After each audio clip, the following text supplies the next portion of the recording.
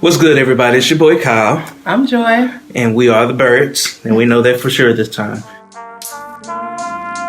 And on this week's episode, we are doing the importance of communication. BirdCast. Let's go.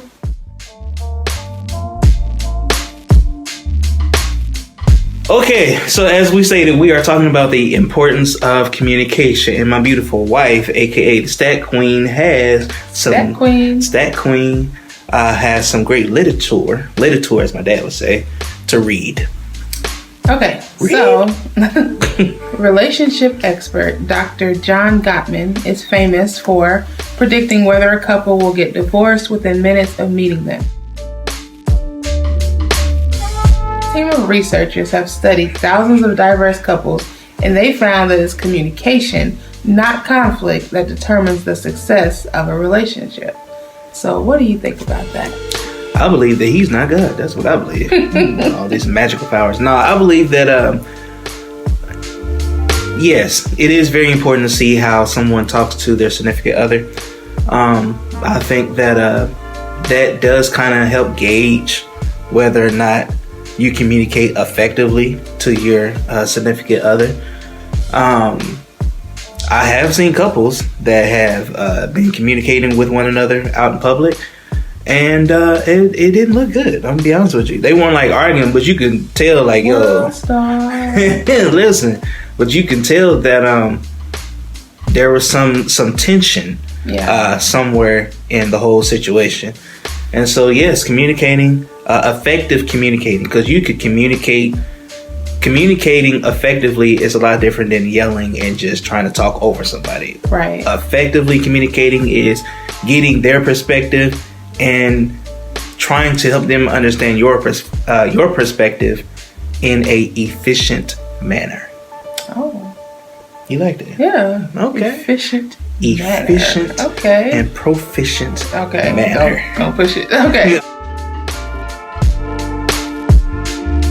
There's a huge difference between talking to someone and talking at someone. Very true. And my thing has always been tone of voice, because you can say one thing two different ways, you know? True. So for me, I think when we first got married, we used to butt heads in the beginning because of your tone of voice.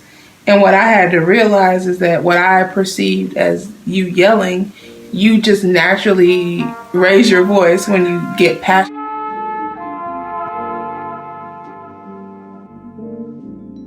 It was in that moment that I realized that I don't like to be yelled at or talked to above a certain tone of voice, because for me, it was a trigger to something else in my past that I didn't know was there. True. You know what I mean? True. So, and I think that's important too, is in learning how to communicate, is also maybe learning any emotional triggers that you may have. Absolutely.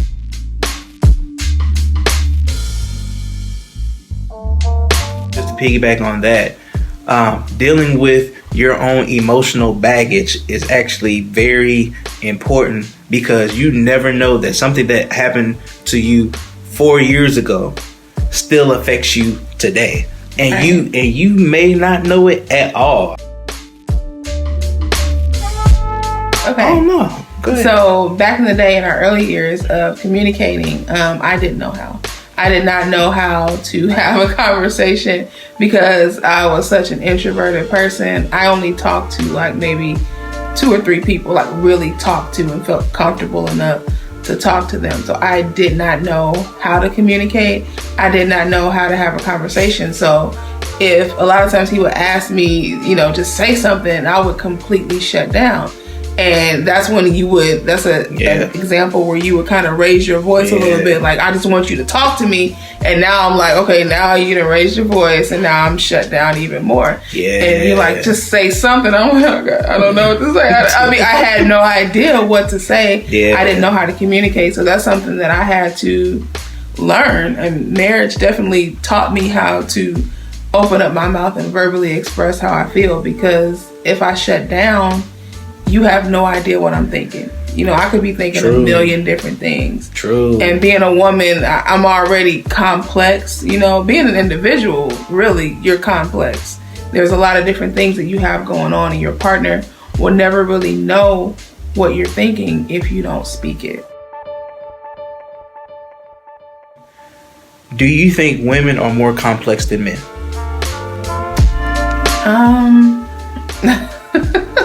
Now, I'm gonna say this. I know the answer. I just wanted to see what your thought process is. I'm gonna speak for myself. I feel like as a woman, I am a little bit more complex. I had a lot of stuff going on in my life, in my past life, that I did think I brought it into the relationship. Right. But early on, we realized that I did, in fact, bring it into the relationship. So I think I am a little bit more complex. I honestly, the problem with me was I didn't have my own self figured out. So there was no way you could figure.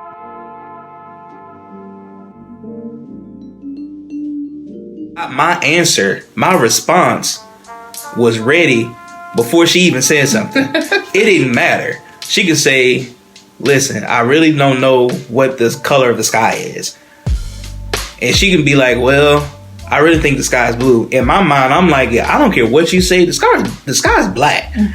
And my answer was ready before she even said anything. And all that just to say this, most of us, and I'll just speak for myself, I was used to having a reaction ready before you even got a chance to respond to what the situation was. Oh, wow. And again, like, you know what I'm saying? Like, again, when you talk about situations, it's better to understand that it's me and you versus the situation rather than me versus you. Right. And once you fully understand that, I think your communication would be so much better. So I think that's one thing, and that's actually just came to me right now, that I was actually ready for a response and reaction before. Yeah, I've never heard that before. Wow. That makes a lot of sense. That's some Raymer.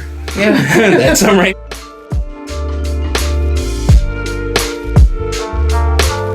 I have started to do, and I'm still learning to do it more, is saying, I understand what you're saying.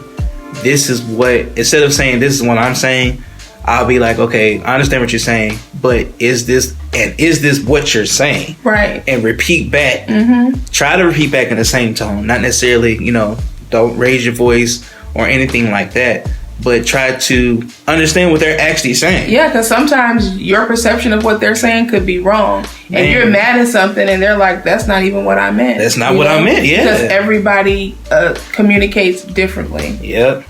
Everybody communicate in their own unique way. It doesn't make it wrong and it doesn't make it right. It's just your way, and that's okay. Just understand that their way of communication may not be your way of communication.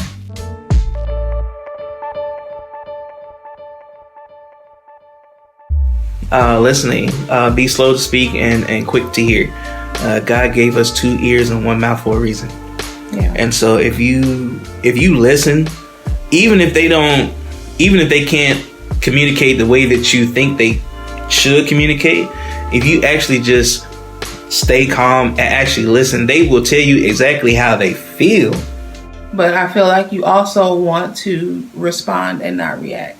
True. And that's kind of where the emotions come into play, because if you react, especially out of your emotions, then something little has now become something big. Big, yeah. And now you're searching, trying to figure out how you even got here. And you're on this long emotional roller coaster of dealing with something that happened to you back when you were 12 years old. Right. And it has nothing to do with present day you. So definitely listen to respond, not to react to what's being said.